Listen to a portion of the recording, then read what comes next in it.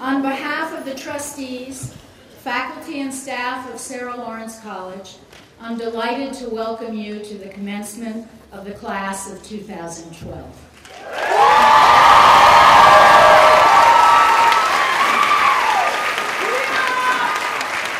To the graduating class, let me say that we have taken great pleasure in witnessing in you the transformative effect that Sarah Lawrence alumni identify as a legacy of their education.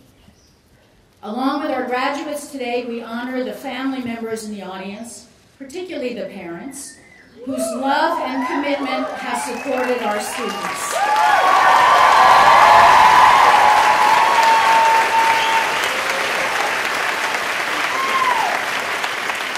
Thank you for entrusting us with your daughters and sons for these past few years.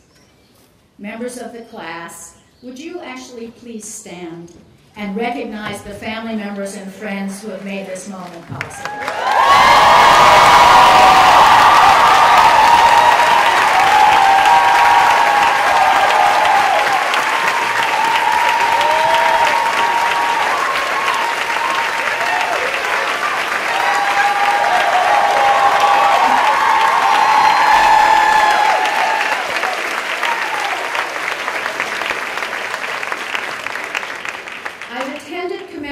At other institutions, but I have never seen anything like the rousing response of the graduates when their teachers and dons proceed down the aisles at commencement.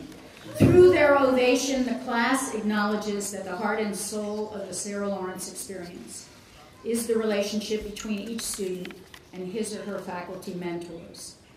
At any institution, the quality of the faculty in large part determines the quality of the education. But the artisanal nature of both teaching and learning at Sarah Lawrence leads to a student-faculty relationship that's really unparalleled. Handmade and crafted by teacher and student together, the singular education this college offers depends on faculty who understand that people learn in different ways and at different tempos, and that there is no one path to becoming an educated person. That understanding translates into an extraordinary commitment of time and care. As I meet with alumni around the country from many different graduating classes, they cite their relationships with their dons and faculty as some of their most enduring memories of the college. All of which is reason to thank the faculty publicly for continuing to be the most committed teachers within the landscape of higher education today.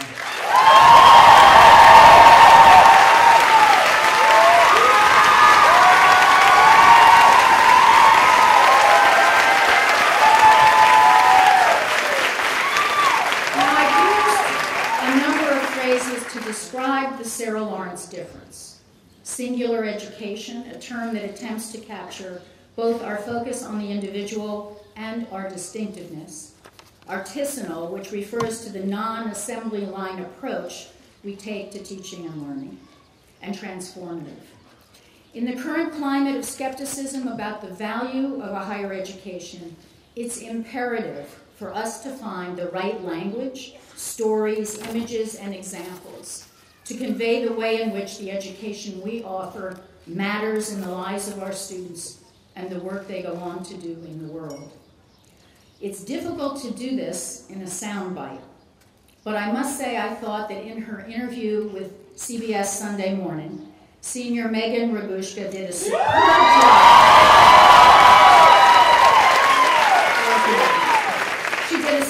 job exemplifying the intellectual confidence and poise that's the outcome of a Sarah Lawrence education. Although the CBS editor's cutting room floor is strewn with descriptions, terrific descriptions, of the value and uniqueness of a Sarah Lawrence education that Megan and I both provided in our interviews, the college welcomed the chance to confront publicly the myths that circulate about liberal arts colleges and SLC in particular. In a short while, I'll have the pleasure of introducing someone who's an old hand at busting myths on national television, and who actually conducts scientific experiments to blow up received ideas, sometimes in a very literal way. As anyone knows who's watched Adam Savage's show, this tack can be a risky proposition, like taking the chance that a yodeler can cause an avalanche with his voice alone. In my remarks to you today, however, I'd like to speak about the kind of risk-taking that rarely leads to broken bones, but can be equally fearless. It involves the courage to embrace the risk of failure in intellectual and creative pursuits. This is the kind of courage that's fundamental to the philosophy of education at Sarah Lawrence. Now, I recognize it may seem paradoxical to speak of failure to a class successfully graduating from the college today, but I'd argue it makes perfect sense in the context of a Sarah Lawrence graduation. To be more specific, I want to tie this philosophical principle to one of our most important educational practices at SLC, our focus on narrative evaluations instead of grades. Most of you in the audience know that the faculty do assign grades at the end of a course, whether semester or a year long. We do so in recognition that we live in a world where grades are a factor in awarding scholarships, fellowships, admission to graduate school, even employment, and we do not want to jeopardize our students' transition to the world beyond our campus. But as you also know well, the focus of both faculty and students at SLC has never been on the grade. It is instead on the continuous feedback and close collaboration between teacher and student through the conference system, and on the narrative evaluations that faculty write in every course on and for every student. Our pedagogy is based on the belief that these nuanced assessments of the student's intellectual qualities and character are far richer representations of the learning process, both for internal purposes where grades are not even used, and externally when they are incorporated into letters of recommendation. This practice discourages the kind of fear of failure that I think is rampant in many colleges and universities today, where the grade is the goal and the learning path between point A and point B is envisioned as a very efficient straight line. At such institutions, the refrain, "What do I need to do to get an A?" is all too familiar. I have actually never heard this refrain at Sarah Lawrence.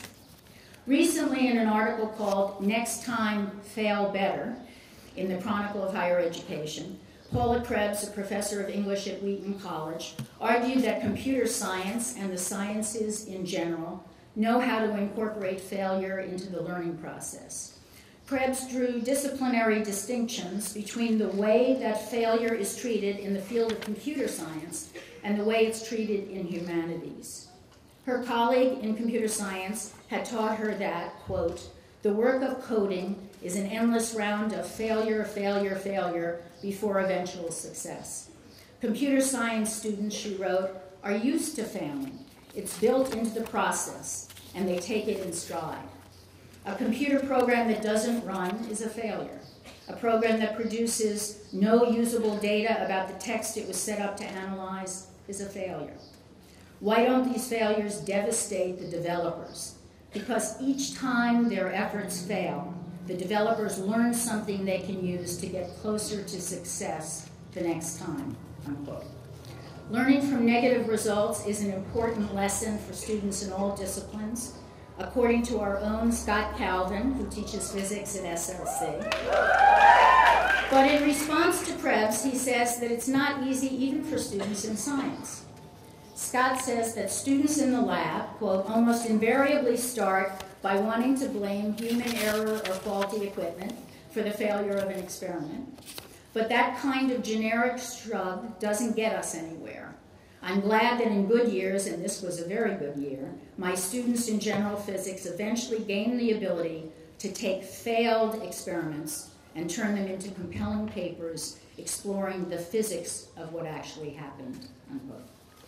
Although the process of confirming or disconfirming hypotheses may be clearest in the sciences and is the model for the exciting myth-busting activities we'll hear about in a little while, it is the structuring of goals in the learning environment that's of primary importance in cultivating intellectual risk-taking.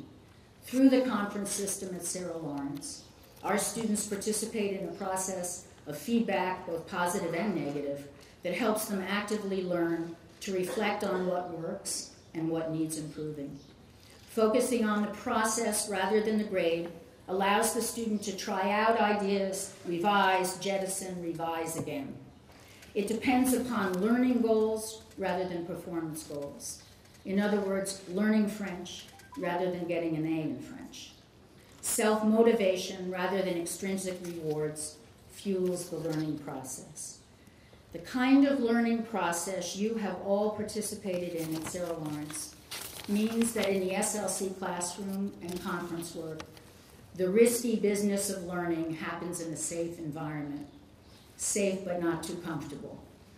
This laboratory allows hypotheses to rise and fall toward the goal of inculcating a habit of long-term and lifelong learning.